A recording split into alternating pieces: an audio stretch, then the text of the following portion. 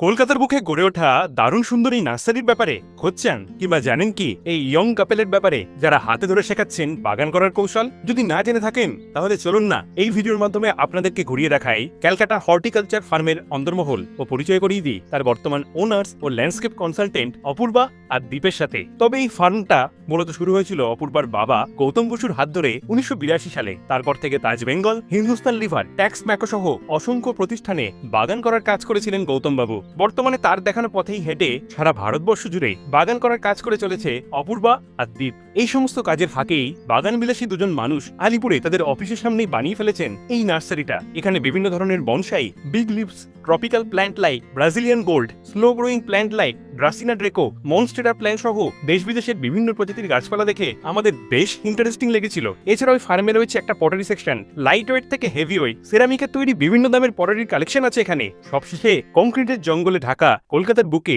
এই দুজন মানুষের বাগান করার প্রয়াস আপনাদের কেমন লাগলো সেটা কমেন্ট করে জানাবেন। আর ভিডিওটা সেভ ও শেয়ার করতে ভুলবেন না।